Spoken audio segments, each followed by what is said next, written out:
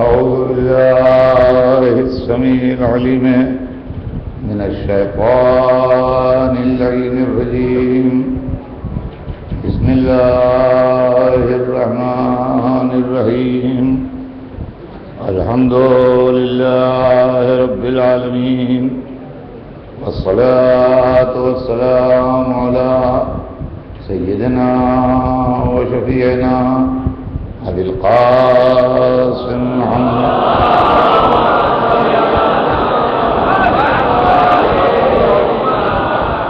وآله الطيبين الطاهرين المعصومين، ولعنة الله على أعدائهم أجمعين من يومنا هذا إلى يوم الدين.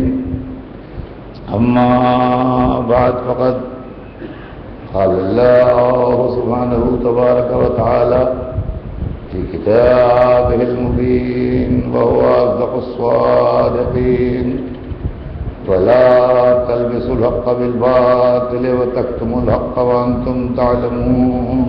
صلوات دیجئے.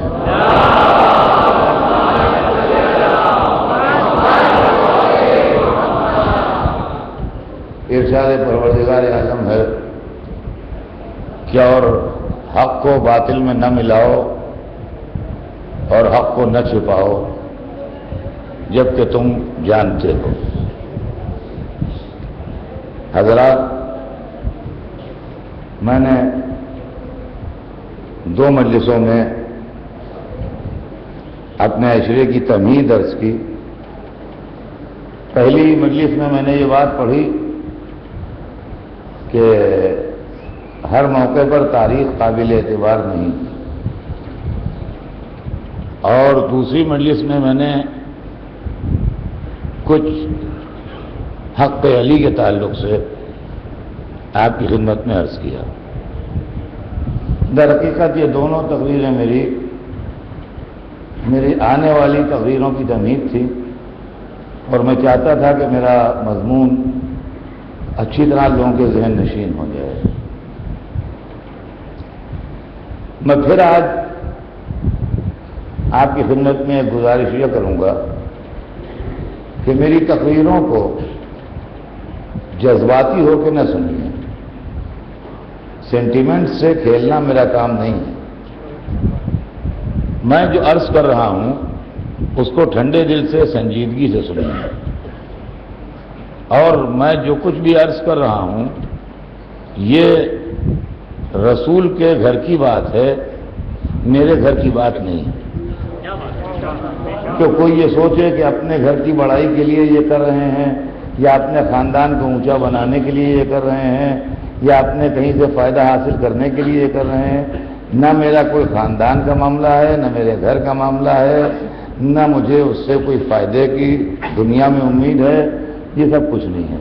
اب رہ گیا یہ کہ یہ جو کچھ بھی گفتگو ہے تاریخی پس منظر میں، یہ اس بزرگ کے گھرانے کی بات ہے جس کا آپ کلمہ پڑھتے ہیں. تو جس کا آپ کلمہ پڑھتے ہیں، جو آپ کا رسول ہے، جس کو اللہ نے 1,24,000 پیغمبروں کا سردار بنا کے بھیجا ہے، اور جس کے ذریعے اللہ نے انسانوں کی نجات کا آخری میسج بھیجا ہے، اگر اس کے ساتھ یا اس کے خاندان کے ساتھ، اس کے اپنے کیریکٹر کے ساتھ، یا اس کے بزرگوں کے کیریکٹر کے ساتھ، یا اس کے خردوں کی جانوں کے ساتھ تاریخ نے ناانصافی کی ہے، اور ہم اس کی انکوائری کریں، تو کیا یہ کوئی جرم ہے؟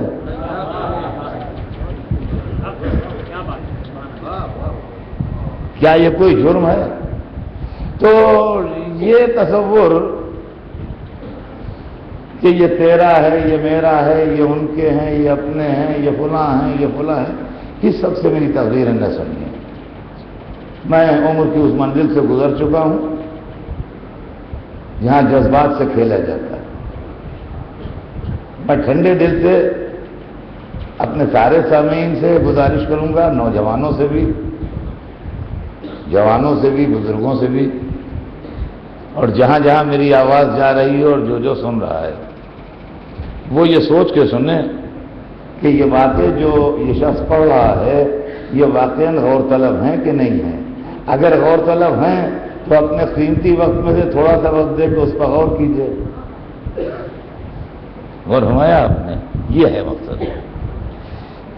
اسلام کی تاریخ میں رسول کے ساتھ اور رسول کے بزرگوں کے ساتھ اور رسول کے بعد والوں کے ساتھ انصاف نہیں کیا. یہ دعویٰ ہے. اب انکوائری شروع ہو رہی ہے، آپ ہوشیار رہیے گا. دعویٰ یہ ہے، ہمارا کہنا یہ ہے، ہمارا سبمیشن یہ ہے کہ رسول کے ساتھ، ان کے پرسنل کیریکٹر کے ساتھ بھی، ان کے بزرگوں کے کیریکٹر کے ساتھ بھی، ان کے خردوں کے ساتھ بھی، خرد مانے چھوٹے لوگ بعد والے ان کے، تاریخ نے انصاف نہیں کیا. کیا اسباب تھے، کیا عوامل تھے، کیا ریزن تھے، کیا سبب تھے، یہ ہم نہیں کہہ سکتے. انکوائری میں سامنے آئیں گے. لیکن ہمیں دلچسپی جو کچھ ہے وہ اپنے رسول کے خاندان اور ان کی ذات سے ہے. ہم اپنے رسول کو مورخین کے لیے چھوڑ دیں، یہ ہم سے نہ ہو پائے گا. اب آپ سنیے کہ رسول کے خاندان کے ساتھ یہ ناانصافی ہوئی کہ مورخ نے خاندان رسالت کو کافر لکھا. جن چچا نے رسول کو پالا تھا ان کے ساتھ ناانصافی یہ کی گئی کہ ان کو کافر کا خطاب دیا گیا. جن بیوی نے رسول اللہ کی 25 سال خدمت کی اور جن کی دولت نے اسلام کو پروان چڑھایا، ان کی عمر کے سلسلے میں تاریخ نے غلط بیانی سے کام لیا. رسول کے ذاتی کردار کے سلسلے میں تاریخ نے 40 برس تک ان کو ایک عام آدمی لکھا جیسے ہمہ شمہ ہوتے ہیں، اور ان کی رسالت کا اور ان کی عظمت کا اقرار نہیں کیا. 40 برس کے بعد جب ان کی رسالت و عظمت کا اقرار کیا تو ان کو جبرائیل کا شاگرد بتایا. سمجھ میں آیا آپ کی؟ اور اس کے بعد پھر آگے جا کے تاریخ نے یہ زیادتی بھی کی کہ بعض جگہ پر ان کو عام انسانوں کا سا انسان دکھایا کہ جس سے بھول بھی ہوتی ہے، خطا بھی ہوتی ہے، غلطی بھی ہوتی ہے. یہ تمام چیزیں ہیں. یہ رسول اللہ کے بزرگوں اور رسول کے ساتھ ہوا. اور اس کے بعد پھر رسول کی اولاد کے ساتھ ناانصافی کی گئی. دنیا سے رسول کی بیٹی ناراض اٹھی جبکہ ان کی رحلت رسول کے 6 مہینے کے اندر ہو گئی. رسول کے بھائی داماد دعوت عشیرہ میں وعدہ کرنے والے اور زندگی بھر ساتھ رہنے والے علی کی مخالفت کی گئی، اور اتنی مخالفت کی گئی کہ دشمنان علی کا ایک بہت بڑا طبقہ تاریخ کے اندر پیدا ہو گیا. امام حسن سے حکومت چھینی گئی اور ان کو زہر دیا گیا جو رسول کے بڑے نواسے تھے. امام حسین کو کربلا کے میدان میں 3 دن کا بھوکا پیاسا شہید کیا گیا، اور اس پر خوشی منائی گئی اور اس پر مسرت کی گئی اور اس کے اوپر نذر کے روزے رکھے گئے اور اس پر منت بڑھانے کے لیے مسجدیں بنائی گئیں.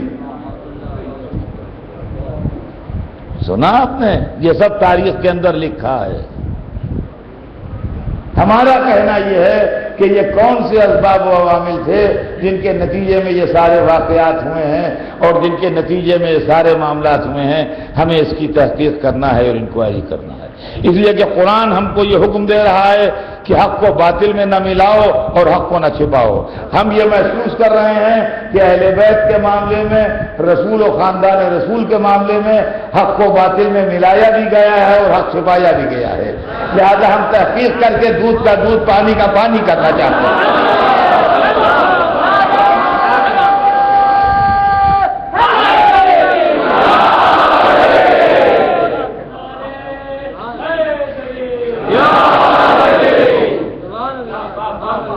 اور ایک چیز یہ بھی عرض کر دوں میں کہ اس تقریر کا مقصد اور اس اشرے کا مقصد یہ ہرگز نہیں ہے کہ میں اپنی تقریروں سے مسلمانوں میں اختلاف پیدا کروں، بلکہ میرا یہ قدم اتحاد بین المسلمین کی طرف ہے۔ اس لیے کہ ایک چیز اگر صحیح نہیں معلوم ہوتی تو اختلاف ہوتا ہے۔ آج زمین گول ہے، اس میں کوئی اختلاف نہیں ہے، اس لیے کہ صحیح بات معلوم ہو گئی ہے۔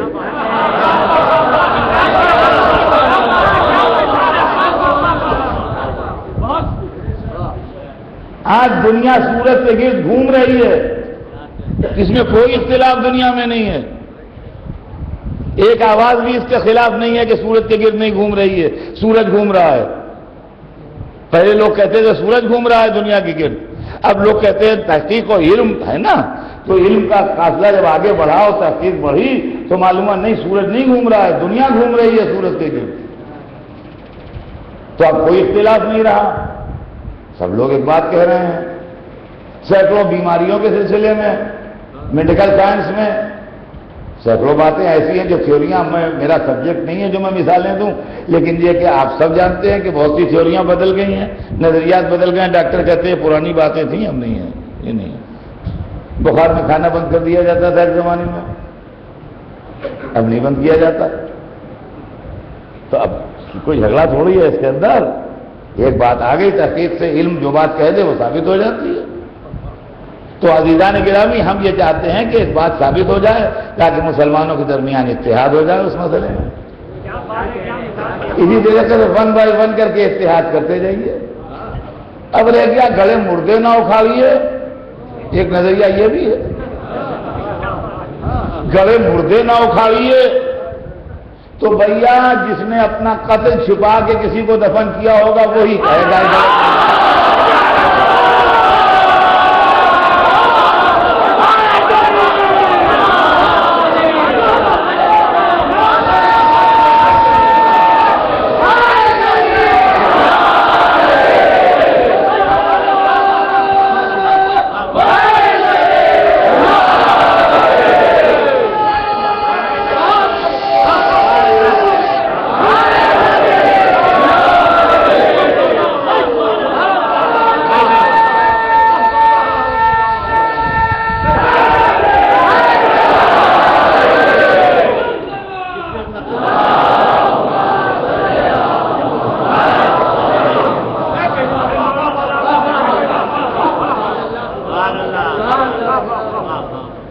میں آپ کو دو مثالیں دوں گا۔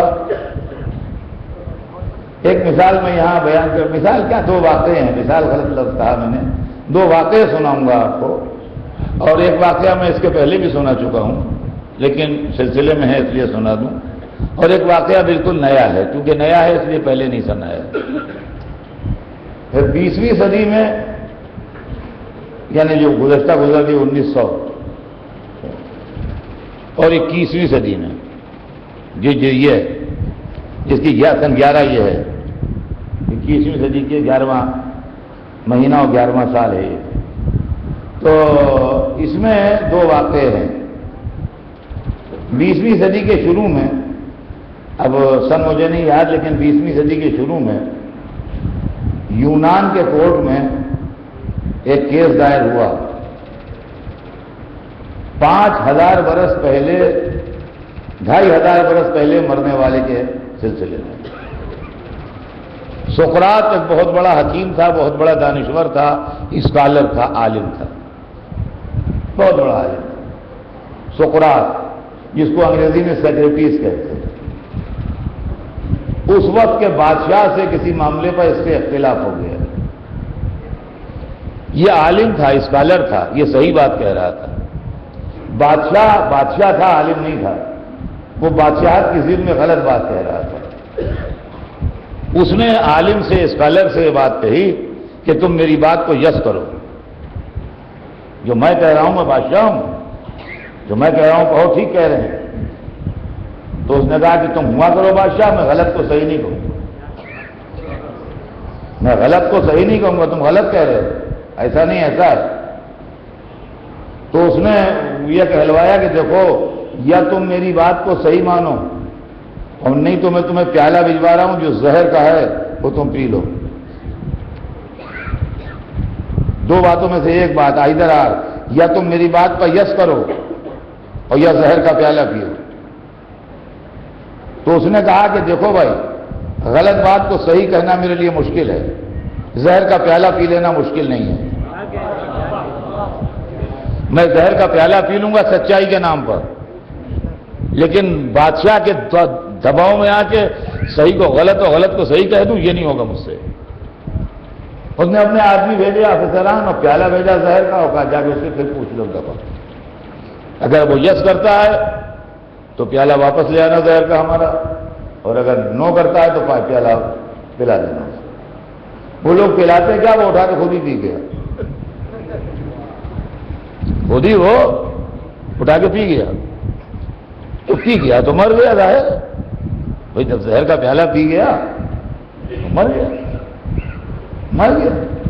پوچھنے والا کون تھا؟ بادشاہ نے بھیجا تھا زہر کا پیالہ۔ انکوائری کون کرتا؟ تحقیقات کون کرتا؟ بولتا کون؟ کس کو زندگی پیاری نہیں تھی؟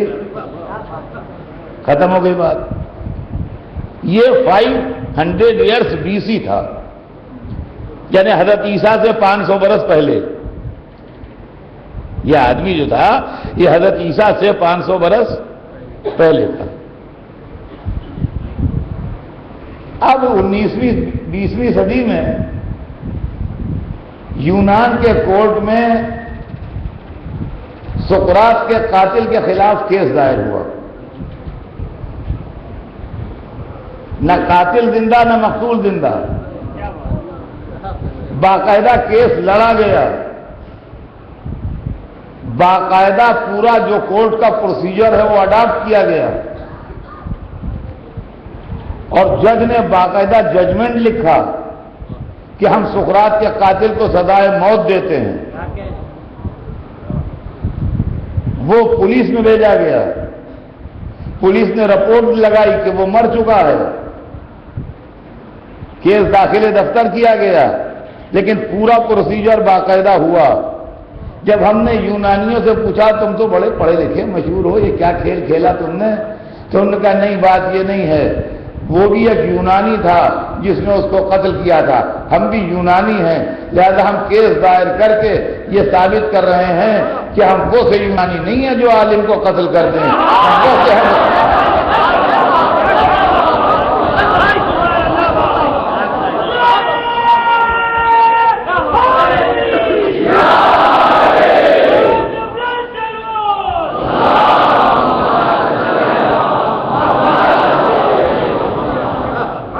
عزیزان گرامی، اس مجلس کو پڑھنے اور اس اشرے کو پڑھنے میں میری بھی یہی اسپرٹ ہے کہ جنہوں نے آل رسول کو قتل کیا وہ بھی مسلمان ہیں اور ہم بھی مسلمان ہیں، لہذا ہم کیس دائر کر کے یہ ثابت کریں کہ ہم وہ سب مسلمان ہیں۔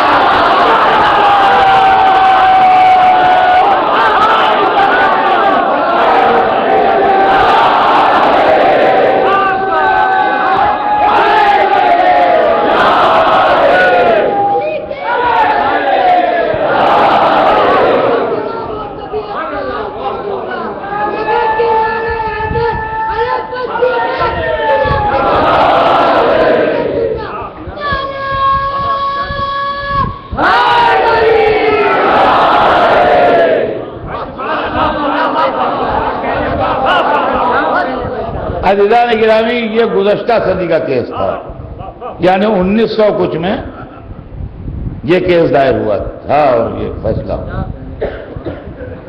اب آئیے میں آپ کو نیا کیس سناتا ہوں جو آج تک میں نے اس ممبر سے نہیں پڑھا۔ آپ کے پڑوسی برابر کے ملک میں اسی سال سن 11 ہجری میں، سن 11 عیسوی میں، 2011 میں ایک زبردست موومنٹ چلا کہ ان کے سابق وزیر اعظم جن کو پھانسی دے دی گئی تھی،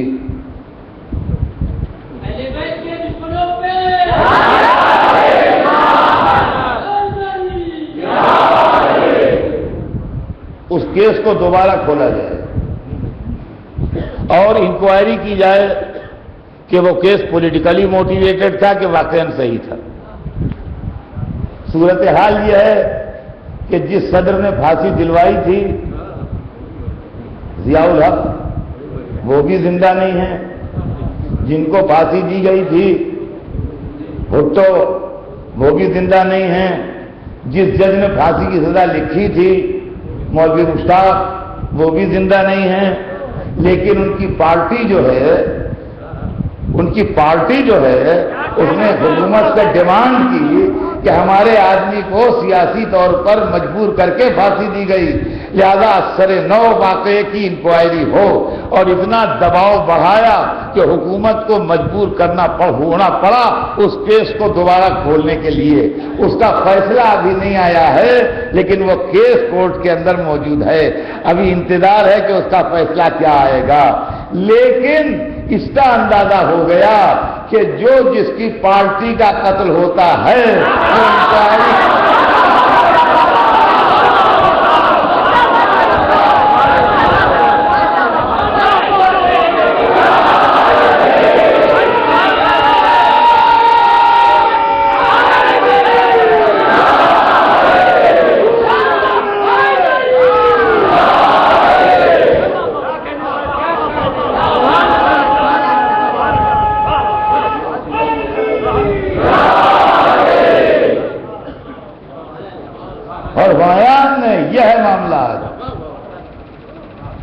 وہ کہ وہ کیس دوبارہ کھل گیا اور عدالت نے اس کو کھول دیا۔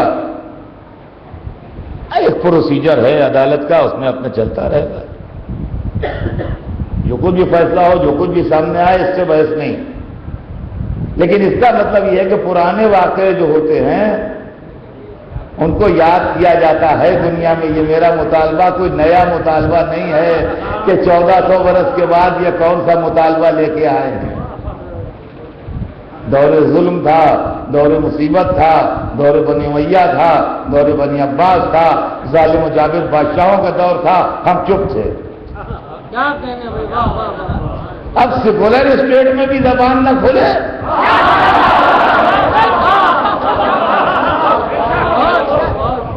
تو عزیزان گرامی، سب سے پہلا مسئلہ جو تاریخ میں ناانصافی کی ہے اور دھاندلی کی ہے، ہمیں اس کی انکوائری کرنا۔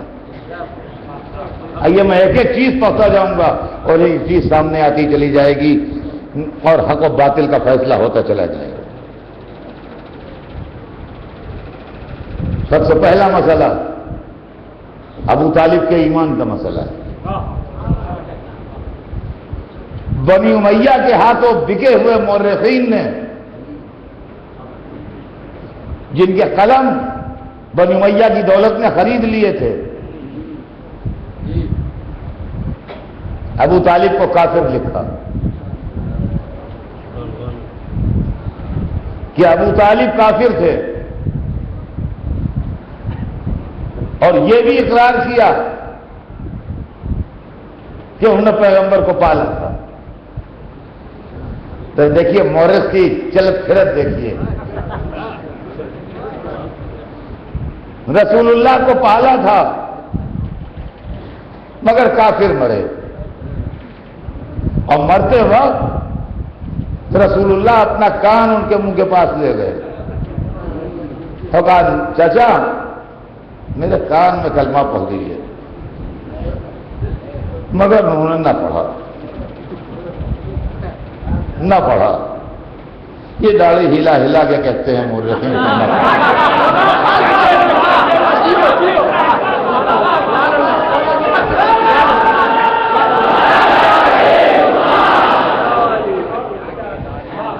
نہ پڑھنا تھا نہ پڑھا، جیسے دوسرا کان ان کا لگا ہوا تھا۔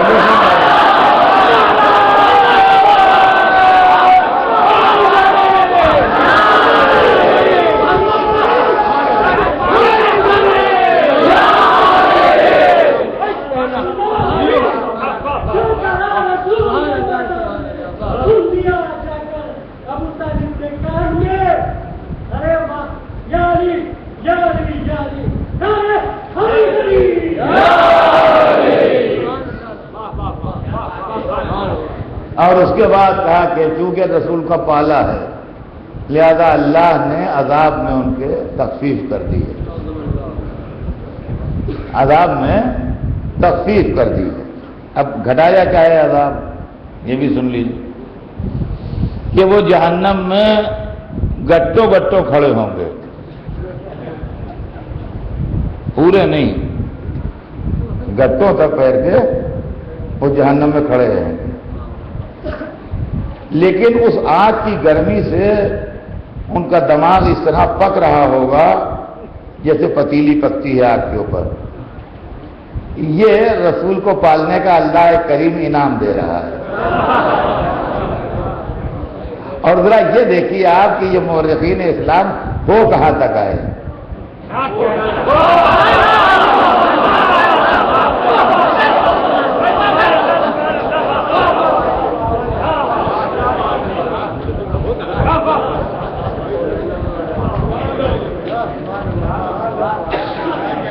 تاریخ کا ایک رخ دیکھیے، یہ حدیثیں جو گڑھی جاتی تھی یہ ایک نہیں گڑھی جاتی تھی، یہ جوڑا جوڑا گڑھی جاتی تھی، دو دو، دونوں کا انعام ملتا تھا۔ ایک تو یہ سن لیا آپ نے کہ ابو طالب کافر تھے، اب دوسری سنیے۔ دوسری حدیث یہ ہے کہ ابو سفیان مومن تھے۔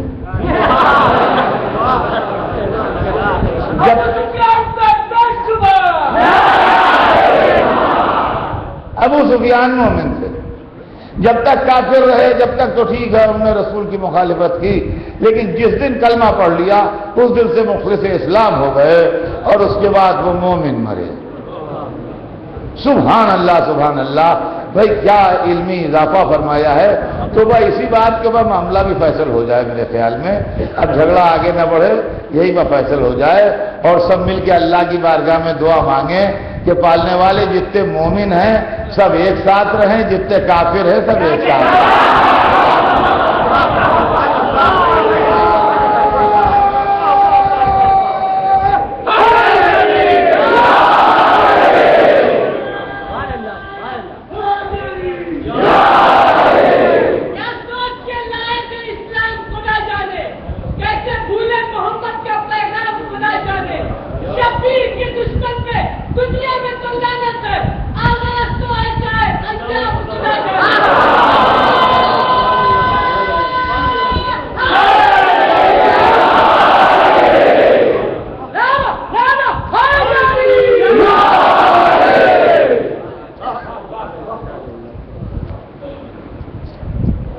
آپ سمجھے آپ؟ اب ایک کافر کافر ایک ٹھکانے پر آئے، مومن مومن ایک ٹھکانے پر۔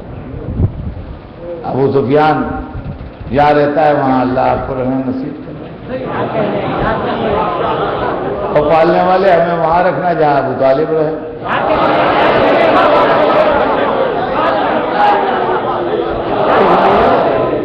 کہ ہم نے جو تاریخ سے نتیجہ نکالا وہ یہ نکالا کہ تاریخ میں دو مومن ملے، دو کافر ملے، دو مومن ملے دو کافر ملے۔ ایک ابو سفیان مومن ملا اور دوسرا مومن تاریخ میں یزید ملا۔ تو کہتے ہیں وہ مومن تھا، رضی اللہ کہنے میں کوئی حرج نہیں۔ اور دو کافر ملے، ایک ابو طالب کافر ملے اور دوسرے کافر ہم لوگ ہیں۔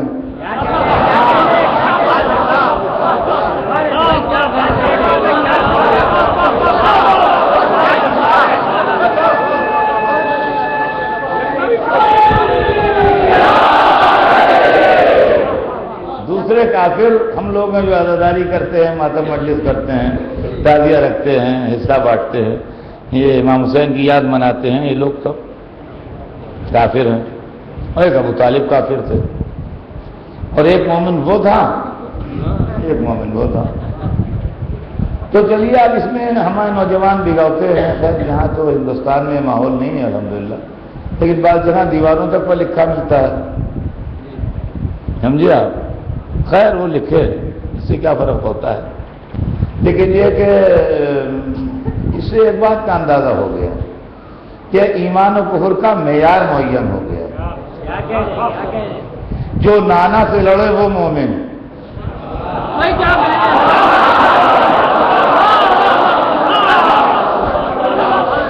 نانا سے لڑے وہ مومن، جو نانا سے لڑے وہ مومن، جو نواسے کو قتل کرے وہ مومن، جو نانا کو پالے وہ کافر، جو نواسے پر روئے وہ کافر۔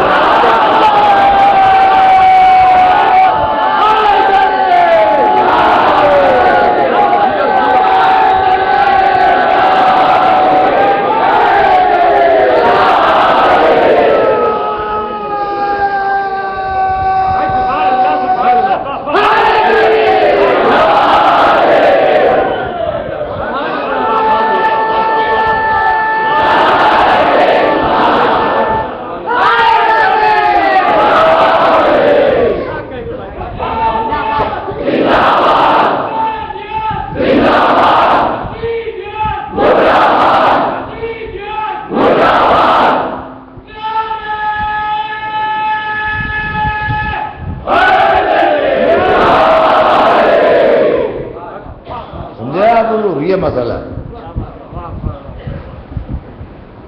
جبکہ ابو طالب نے اس وقت نصرت رسول کی جب آپ کی عمر مبارک صرف 5 برس تھی،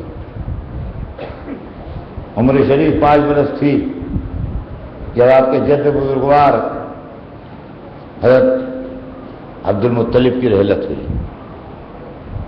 عبد المطلب اپنے پوتے کی پرورش اور خانہ کعبہ کی کنجی، یہ 2 چیزیں ابو طالب کو دے کے گئے۔ ابو طالب نے خود صاحب اولاد ہوتے ہوئے بھتیجے کو اس طرح پالا کہ اس کو کوئی کمی محسوس نہ ہونی تھی، اور جب خطرے کا زمانہ آیا اور اس کی جان کو خطرہ محسوس ہونے لگا تو ابو طالب نے ہر مرتبہ خطرے میں اپنے بیٹوں کو ڈالا اور اپنے بھتیجے کو پروٹیکٹ کیا۔ دنیا میں ایسا کوئی صاحب اولاد نہ ملے گا جو دوسرے کی اولاد کے لیے اپنی اولاد کو خطرے میں ڈالے، لیکن ابو طالب نے یہ کارنامہ انجام دیا۔ جب رسول اللہ نے اعلان رسالت کیا تو دعوت عشیرہ میں ابو طالب موجود تھے، سرپرست کے طریقے سے، جو لوگوں کو گڑبڑ کرنے سے ان کی محض نظر کا روب یہ تھا کہ ابو لہب جیسے لوگ گڑبڑ نہیں کر پائے۔ کہنے کو جو جس کا دل چاہے کہے، لیکن اسی دعوت عشیرہ میں ابو طالب کے کمسن لڑکے نے، جس کی عمر 12-13 برس تھی، اٹھ کے رسول کی نصرت کا وعدہ کیا۔ دیکھیے بہتری چیزیں ایسی ہیں جو تاریخ دھوکے میں لکھ جاتی ہے، اس سے پکڑا جاتا ہے مجرم۔ لڑکا جوان ہو گیا، کاروبار سے لگ گیا، دھندا سنبھال لیا، سروس میں آ گیا، شادی بیاہ ہو گیا، بال بچے ہو گئے، اب ہماری نہیں سنتا۔ اس کی مثالیں تو آپ کو دنیا میں بہت ملیں گی۔ خدا وہ صاحبزادے اب ہماری نہیں سنتے ہیں، اب جو ان کی سمجھ میں آتا ہے وہ کرتے ہیں، ہم نہیں ذمہ دار ہیں ان کے۔ اب ان کی شادی بیاہ ہو چکا ہے، ان کے بال بچے ہیں، وہ اپنا باقاعدہ دھندا اپنا سنبھالتے ہیں یا اپنی سروس کرتے ہیں، ہم لاکھ کہتے ہیں، وہ ہمارے پاس آتے بھی نہیں، بہت کم آتے ہیں، جب ملتے ہیں کہیں سلام کر لیتے ہیں، ہم سے تعلق نہیں ہے ان سے۔ جوان لڑکے کے لیے تو کہا جا سکتا ہے، لیکن 12 برس کا لڑکا آپ کی نہیں سنتا، 10 برس کا لڑکا آپ کی نہیں سنتا، تو یہ آپ کے کنٹرول کی خرابی ہے۔ دیکھیے جوان لڑکا، بیاہ ہوا لڑکا، کاروبار کرتا ہوا لڑکا نہیں سنتا، یہ تو دنیا میں سینکڑوں مثالیں اس کی اسی بمبئی میں مل جائیں گی، ڈھونڈنے نہیں جانا پڑے گا۔ لیکن 12 برس کا لڑکا نہیں سن رہا ہے، یہ بات ہماری سمجھ میں نہیں آتی کہ 12 برس کا لڑکا نہیں سن رہا ہے۔ ابو طالب کا 12-13 برس کا لڑکا کھڑے ہو کے نصرت کا وعدہ کر رہا ہے، ابو طالب کھڑے ہوئے ہیں، نہیں کہتے بیٹا یہ کیا کر رہے ہو؟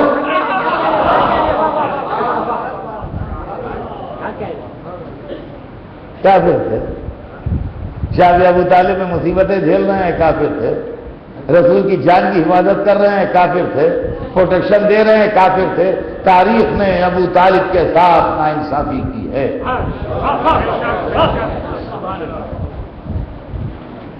اس کی وجہ ہے کہ پہلے کوشش یہ کی ہوگی کہ ہمارے بزرگوں کا کفر چھپ جائے۔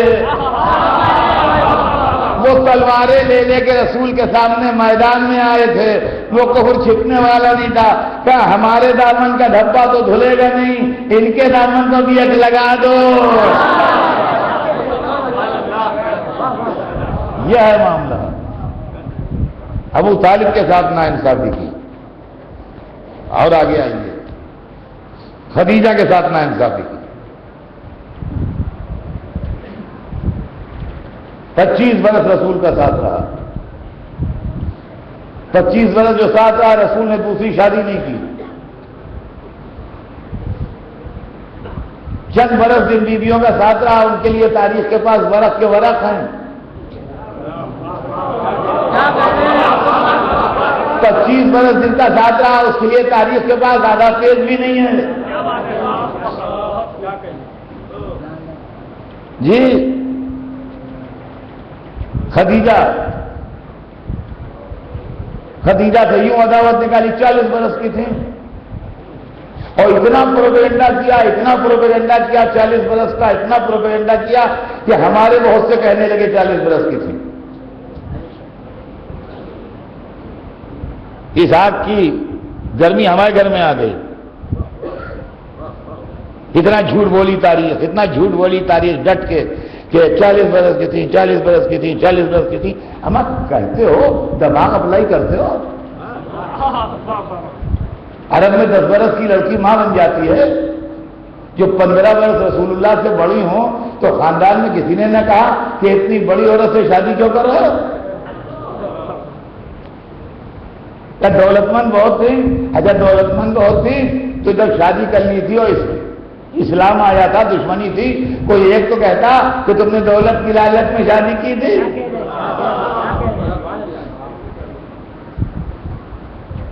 40 برس کا پروپیگنڈا، 40 برس کی تھی، 40 برس کی تھی، 40 برس کی تھی۔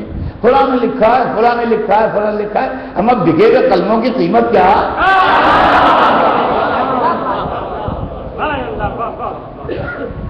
دماغ اپلائی کرو۔ 40 برس کی تھیں، کہاں سے 40 برس کی تھیں؟ طبقات ابن سعد، نام لکھ لیجئے یا یاد کر لیجئے، ریکارڈ ہو رہا ہے۔ ایک کتاب ہے بڑی مشہور، ہماری نہیں، دوسرے گھر کی کتاب ہے۔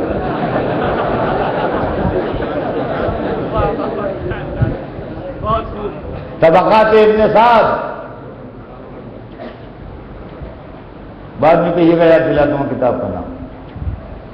طبقات ابن سعد میں لکھا ہے کہ جس سال کعبے پر ہاتھیوں کا حملہ ہوا اس سال رسول اللہ پیدا ہوئے، اور یہ سب نے لکھا ہے۔ عام طور سے یہ ہر کتاب میں لکھا ہے کہ جس سال کعبے پر ہاتھیوں کا حملہ پیدا ہوا اس سال رسول اللہ پیدا ہوئے، اور اسی طبقات ابن سعد میں لکھا ہے کہ کعبے پر ہاتھیوں کے حملے سے 3 برس پہلے خدیجہ پیدا ہوئی۔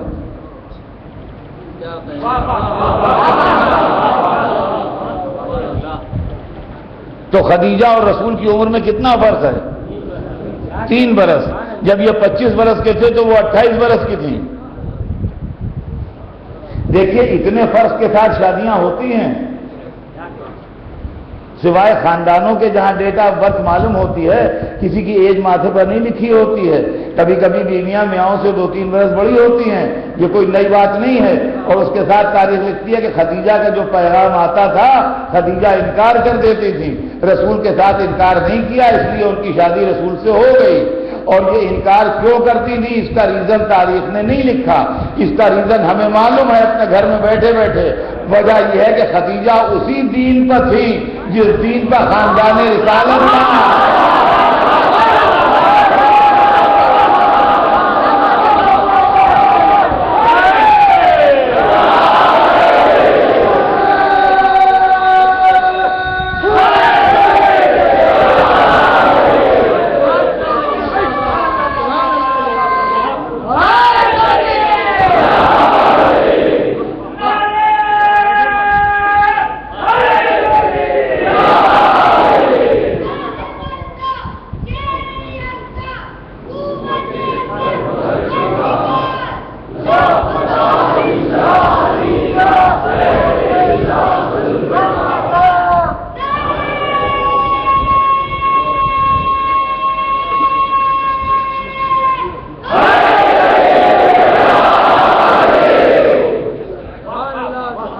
خدیجہ اسی دین پر تھی جس دین پر ابو طالب تھے، جس دین پر خاندان رسالت تھا۔ 3 برس کا فرق ہے۔ 3 برس کے فرق کو نہ جانے کس جذبے نے 15 برس کا فرق بنا دیا، یا کچھ مائنس پلس کا جھگڑا ہے کہ کہیں سے کاٹا گیا، کہیں ایڈ کیا گیا۔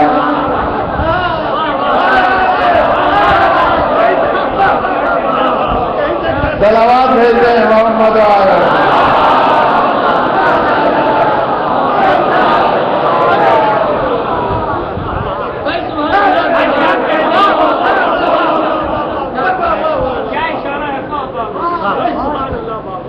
مولانا مصروف کی شہجادی ترقی کے لیے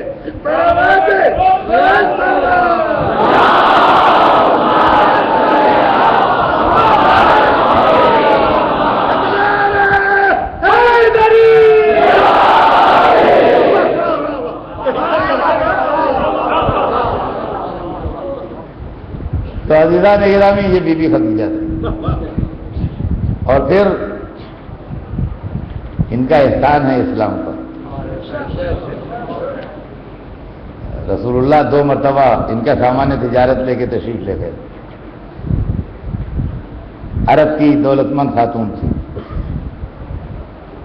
اور جب اعلان اسلام کے بعد سرکار دو عالم کے رخ مبارک پر پریشانی دیکھی تو تڑپ نہیں، میں کچھ چہرہ اقدس پر فکر کے آثار دیکھ رہی ہوں۔ فرمایا خدیجہ صحیح کہتی ہے، مجھے فکر ہے۔ کہا مجھے بھی تو معلوم ہو کیا فکر ہے۔ کہا مجھ سے اپنے ماننے والوں کے فاقے نہیں دیکھے جاتے۔ اب مسلمان جو کلمہ پڑھ چکے ہیں بہت پریشان ہیں۔ تو کہا یہ میرے دولت کس دن کے لیے؟ یہ میری دولت کس دن کے لیے؟ یہ آپ ہی کا مال ہے، آپ خرچ کیجئے مسلمانوں پر۔ لے لیجیے۔ خدیجہ کی دولت بٹنے لگی، گھروں سے دھواں اٹھنے لگا، زرد چہروں پر سرخی دوڑنے لگی، بھوک سے روتے ہوئے بچوں کو نیند آنے لگی۔ سمجھے آپ، خدیجہ نے اپنی ساری دولت راہ اسلام میں لٹا دی۔ سبحان اللہ بی بی، سبحان اللہ۔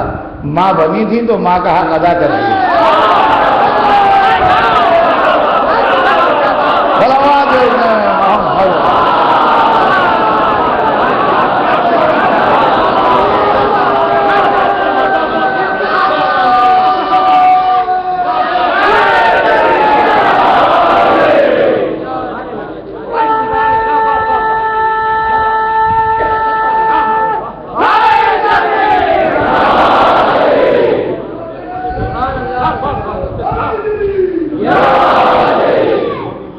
ماں کبھی اپنے بچوں کو فاقے سے نہیں دیکھ سکتی۔ خدیجہ نے سب کچھ راہ خدا میں لٹا دیا، اور آخر میں جب دنیا سے رخصت ہوئی ہیں تو گھر میں کچھ نہ تھا، گھر میں کچھ نہ تھا، سب کچھ راہ خدا میں تقسیم ہو چکا ہے۔ ابو طالب نے اللہ کی راہ میں اپنا اثر خرچ کیا، خدیجہ نے اللہ کی راہ میں اپنی دولت خرچ کی۔ بڑا دکھ ہوتا ہے جب ہم سے لوگ اجنبی بن کے پوچھتے ہیں اندازاً کتنی دولت ہوگی خدیجہ کے پاس، مکے میں وسائل کتنے تھے، آمدنی کتنی تھی،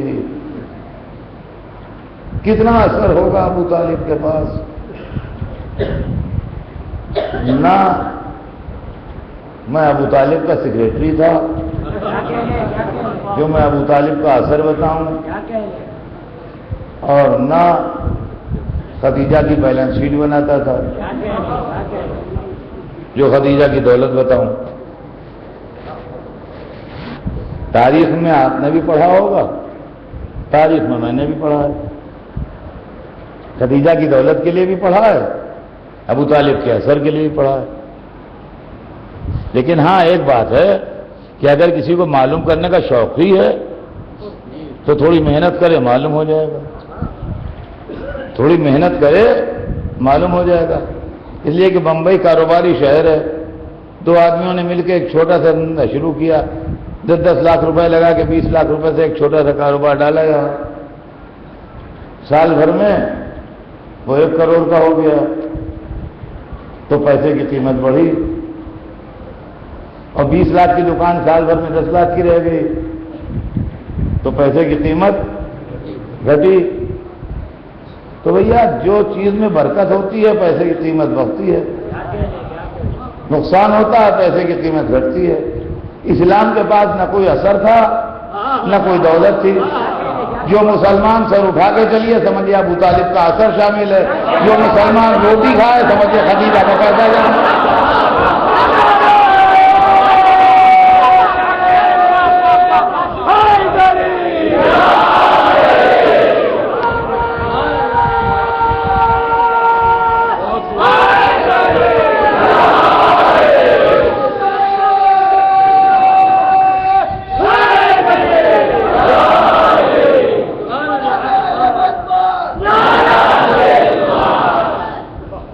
اور عزیزان گرامی، میں تو یہ سمجھتا ہوں کہ 1 سال کے اندر رجب اور رمضان 2 مہینے کے اندر ابو طالب و خدیجہ کی رحلت ہو گئی۔ بی بی خدیجہ اور جناب ابو طالب کی رحلت 1-2 مہینے کے اندر ہو گئی۔ 26 رجب کو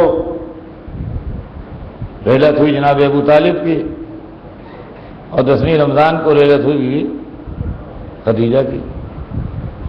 بھائی اتنے دن میں 1.25 مہینے میں دونوں کی رحلت ہو گئی۔ تو رسول نے اس سال کو عام الحزن قرار دیا، یعنی غم کا سال، غم کا سال۔ لوگ کہتے ہیں اسلام میں 3 دن غم ہے، تو آپ کے مردوں کا ہوگا 3 دن غم۔ رسول کے گھرانے کا غم سال بھر منایا جاتا ہے۔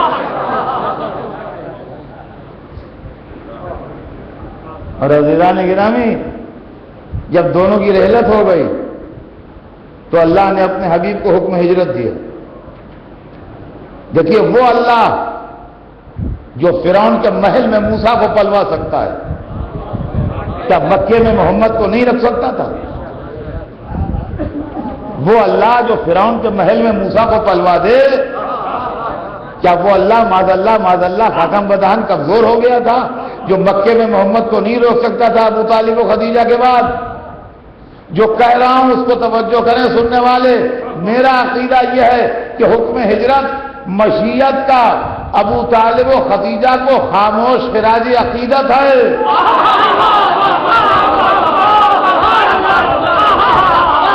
اس لیے کہ اگر اس کے بعد بھی رہتے تو لوگ کہتے خدیجہ کی دولت و ابو طالب کا اثر نہیں، وہ خلا کی دولت تھی، وہ خلا کا اثر تھا۔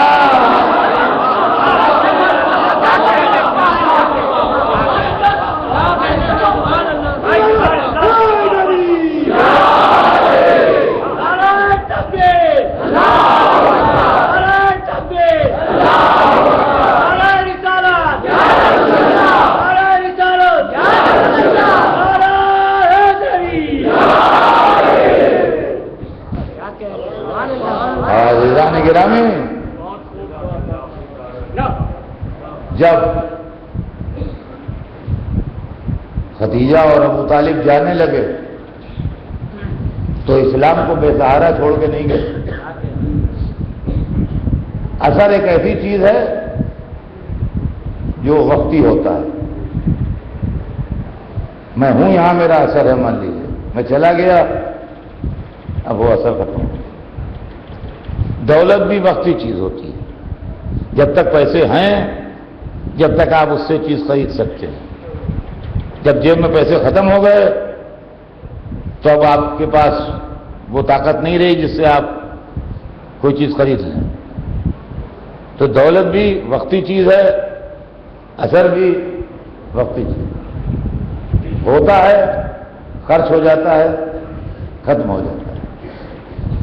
ابو طالب نے اسلام کی ضرورت پر اپنا اثر دیا، خدیجہ نے اسلام کی ضرورت پر اپنی دولت دی، لیکن خالی اتنا ہی نہیں کیا، دونوں نے فکس ڈپازٹ میں بھی مال ڈالا تاکہ اس کا انٹرسٹ ہمیشہ اسلام کو ملتا رہے، اس کا انٹرسٹ ہمیشہ اسلام کو ملتا رہے۔ ابو طالب نے ایک بیٹا نظر دیا، خدیجہ نے ایک بیٹی نظر دی۔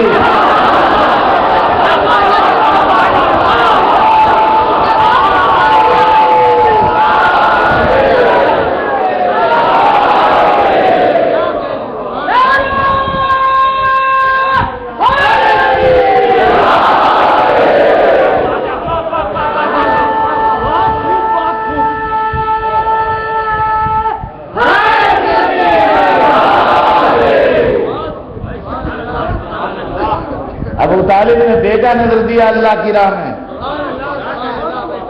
خدیجہ نے ایک بیٹی نظر دی اللہ کی راہ میں۔ اللہ نے دونوں نظروں کو قبول فرمایا، اللہ نے دونوں نظروں کو قبول فرمایا، ابو طالب کی نظر کو بھی قبول کیا اور بی بی خدیجہ کی نظر کو بھی قبول کیا۔ قبول کرنے کی سند یہ ہے کہ اپنا حکم بھیج کے دونوں کی شادی کرا دی۔ اب جو نسل چلی تو وہ نسل ابو طالب بھی ہے، نسل خدیجہ بھی ہے، یہاں سے وہاں تک آج تک اسلام قائم ہے۔ صلوات اور محمد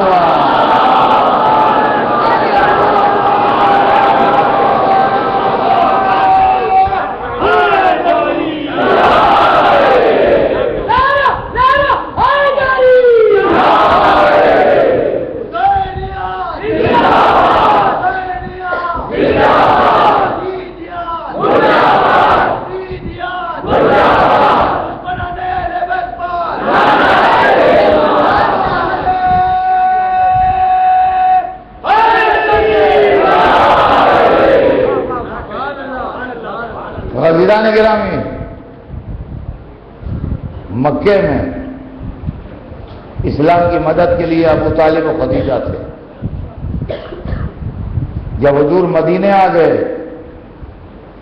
تو اسلام کی مدد کے لیے علی تھے اور فاطمہ تھی۔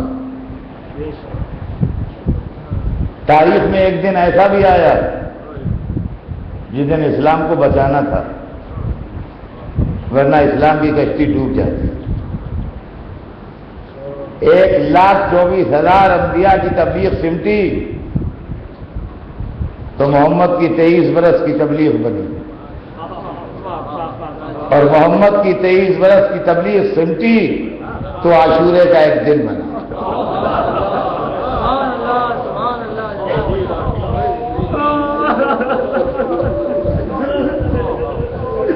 خدیجہ کی نمائندگی بھی تھی اور ابو طالب کی نمائندگی بھی تھی، شہزادی فاطمہ زہرا کی نمائندگی بھی تھی اور مولا علی کی نمائندگی بھی تھی۔ ویسے تو حسین کے ساتھ سب آئے تھے، مگر ایک بھائی آیا تھا جو حسین کا علمدار تھا،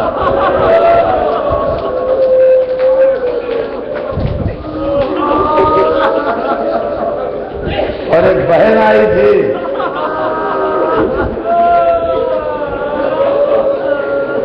جو حسین کی ماں کی ورثہ تھی۔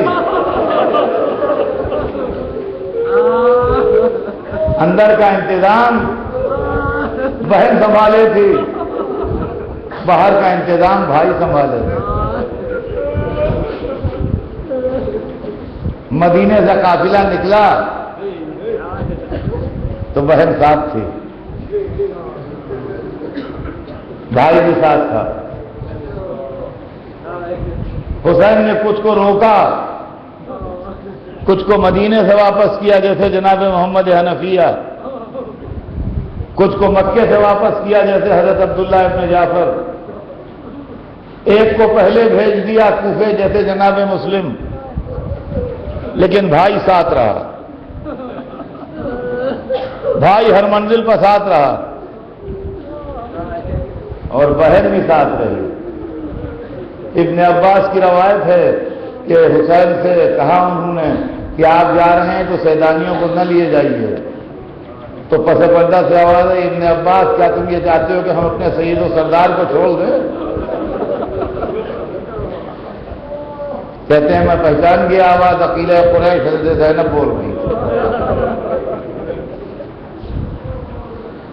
بہن بھی ساتھ تھی، بھائی بھی کے ساتھ اور بھائی بھی ساتھ۔ اور عزیزان گرامی ہر چیز تاریخ میں لکھی نہیں ہوتی، کچھ لکھی بھی ہوتی ہے۔ یہ جو راستہ گزرا ہے مدینے سے مکے تک اور مکے سے کربلا تک، اس میں سینکڑوں خطرے تھے، اس لیے کہ زمانہ آل رسول کا دشمن تھا۔ یہ اوروں کے لیے پرامن ہو لیکن حسین کے لیے یہ پرامن راستہ نہیں تھا، لہذا تاریخ بتاتی ہے کہ دو جوان حسین کے دہنے بائیں چلتے تھے،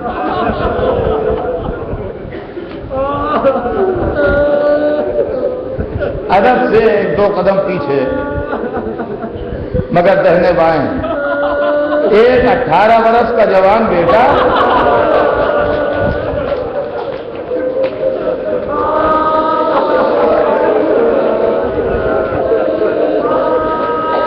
اور دوسرے 34 برس کا جوان بھائی،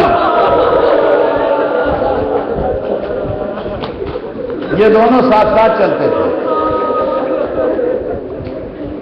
اور عزیزان گرامی بیٹے نے تو ایک منٹ کے لیے باپ کا پہلو چھوڑا ہی نہیں، ایک سیکنڈ کے لیے باپ کے پہلو سے نہیں ہٹا۔ اور بھائی کا معاملہ یہ تھا کہ کبھی مولا کی سواری کے پاس، کبھی بہن کی ہماری کے پاس۔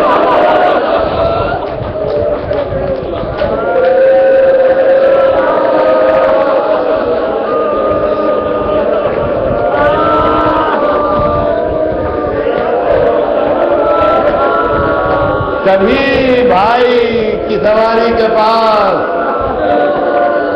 کبھی بہن کی ہماری کے پاس۔ یہ منظر عاشورے کے دن عصر کے قریب تک رہا، مگر ایک وقت وہ آیا کہ عباس چلے گئے، عباس کے بعد علی اکبر بھی چلے گئے۔ اب جو حسین میدان میں آئے تو فنظر یمینا و شمال،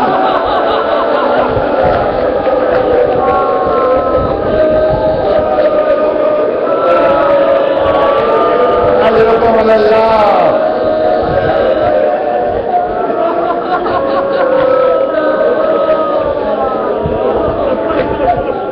نظر یمیناً و شمال، دہنے بائیں دیکھا، اب عباس بھی نہیں ہے، اب علی اکبر بھی نہیں ہے۔ حسین خیمے سے اکیلے نکلے،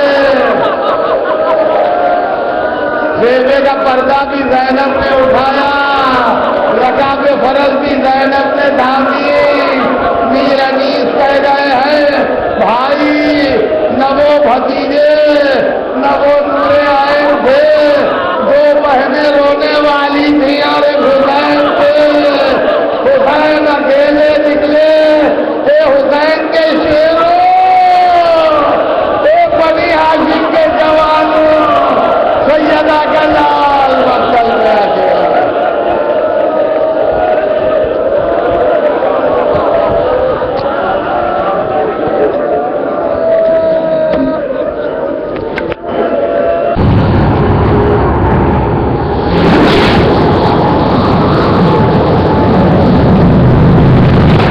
انسان کو بیدار تو ہو لینے دو، ہر قوم پکارے گی ہمارے ہیں حسین۔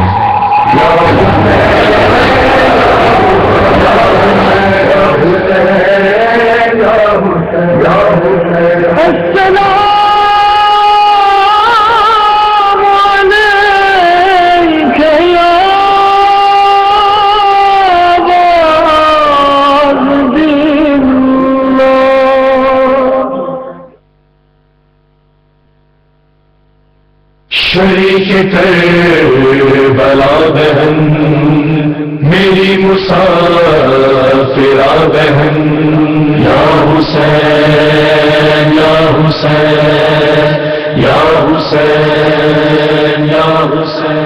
رسن میں بندھے چکا گلا، لو چل پڑا وہ قافلہ، بہن غریب نوح در، سنا پہ جب پڑی نظر، خاموش تھے شہید سب، آخری کے ہل رہے تھے لب، سنا پہ ہو تو کیا ہوا، سنا پہ ہو تو کیا ہوا، تو حوصلہ نہ ہارنا، بہن میں ساتھ ساتھ ہوں، بہن میں ساتھ ساتھ ہوں، بہن میں ساتھ ساتھ ہوں، غریب کربلا بہن، دلیر با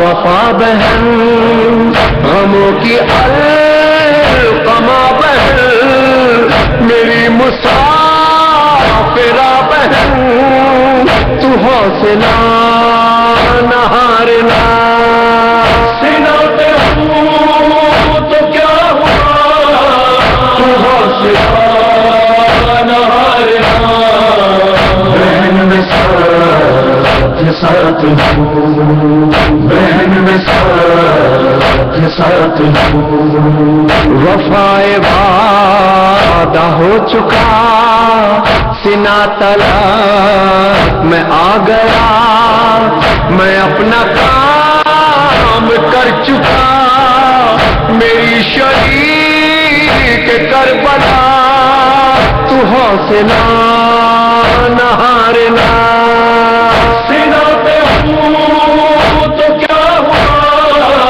تو حوصلہ نہ ہارنا، بہن میں ساتھ ساتھ ہوں، بہن میں ساتھ ساتھ ہوں، یہ رسیاں یہ بیڑیاں، قدم قدم پہ سختیاں، ردا بغیر بیبیاں، بہن کا ہے امتحان، تو حوصلہ نہ ہارنا، سنا پہ ہوں تو کیا ہوا، تو حوصلہ نہ ہارنا، بہن میں ساتھ ساتھ ہوں، بہن میں ساتھ ساتھ ہوں، اگر ہے راستہ کٹھن ذرا نہ ڈر میری بہن،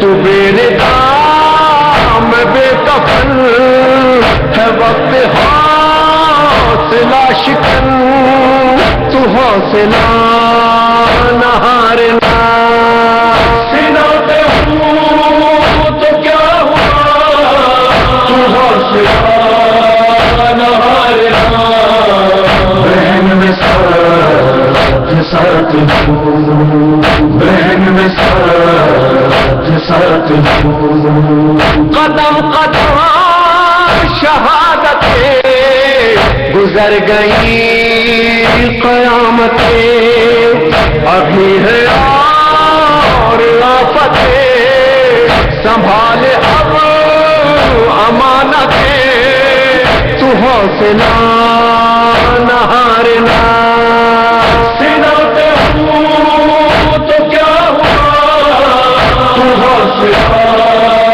نہ ہارنا، بہن میں ساتھ ساتھ ہوں، بہن میں ساتھ ساتھ ہوں، کوئی بھی اب نہیں بچا، بسا بھی دے شکستہ کا، یہ سارے بان غم زدہ، گرے جو کھا کے غش زدہ، تو حوصلہ نہ ہارنا، سنا پہ ہوں تو کیا ہوا، تو حوصلہ نہ ہارنا، بہن میں ساتھ ساتھ ہوں، بہن میں ساتھ ساتھ بہن ٹھہر یہی لرز رہی ہے کیوں زمین سکینہ گر گئی کہیں نہ مل سکے جو وہ حسین تو حوصلہ نہ ہارنا سینا پہ ہوں تو کیا ہوا تو حوصلہ نہ ہارنا بہن میں ساتھ بہن میں ساتھ بہت قریب شام ہے ہجوم خاص عام ہے یزید بد کلام ہے یہ وقت انتقام ہے تو حوصلہ نہ ہارنا سینا پہ ہوں تو کیا ہوا تو حوصلہ نہ ہارنا بہن میں ساتھ بہن میں ساتھ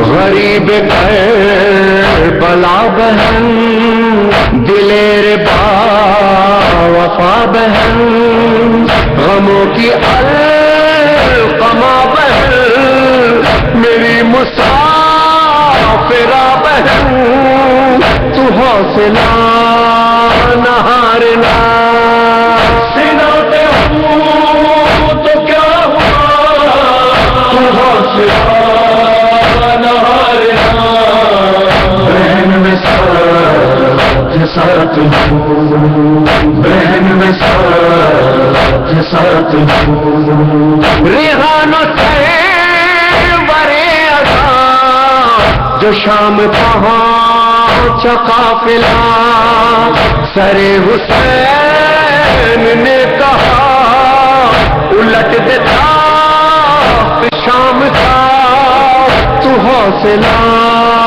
نہ ہارنا سینا پہ ہوں تو کیا ہوا تو حوصلہ نہ ہارنا بہن میں ساتھ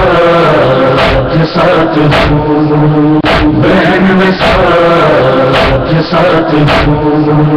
بہن میں ساتھ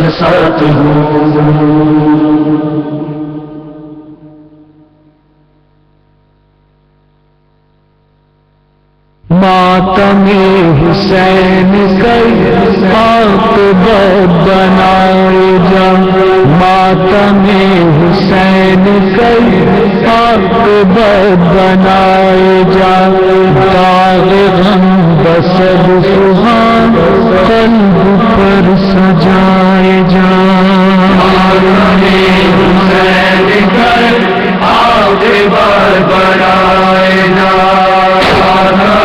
حسین کر عاقبت بنائے جا ماتم حسین کر عاقبت بنائے جا داغ غم بسد سبحان قلب پر سجائے جا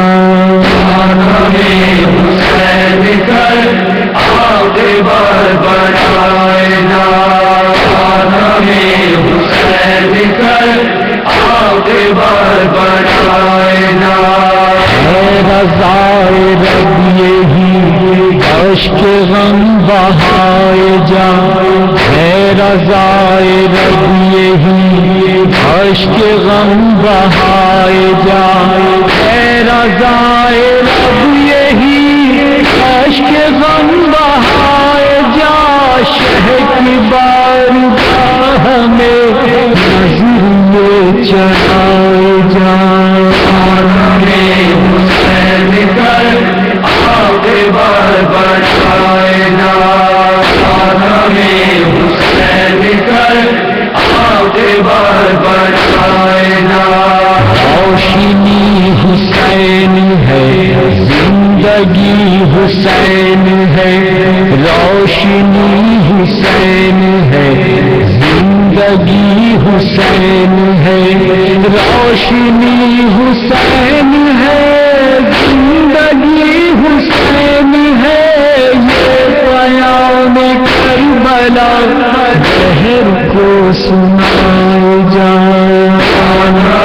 حسین کر آگے بار بڑھائے نا، حسین کر آگے بار بڑھائے نا۔ موت ہی نجات ہے، موت ہی حیات ہے، موت ہی نجات ہے، موت ہی حیات ہے، موت ہی نجات ہے، موت ہی حیات ہے، زندگی کو موت کا آئینہ دکھائے جائے۔ حسین کر آگے بار بڑھائے نا، حسین کر آگے بار بڑھائے نا۔ کربلا کو سجدہ گاہ کر گئے امام دین، کربلا کو سجدہ گاہ کر گئے امام دین، کربلا کو سجدہ گاہ کر گئے امام دین، کربلا کے سمت اب اپنا سر جھکائے جائے۔ حسین کر آگے بار بڑھائے نا، حسین کر آگے بار بڑھائے نا۔ عابد عظیم کے راستے پہ چلتے چلتے، عابد عظیم کے راستے پہ چلتے چلتے، عابد عظیم کے راستے پہ چل کے تو صبح کربلا کی ہر شام سے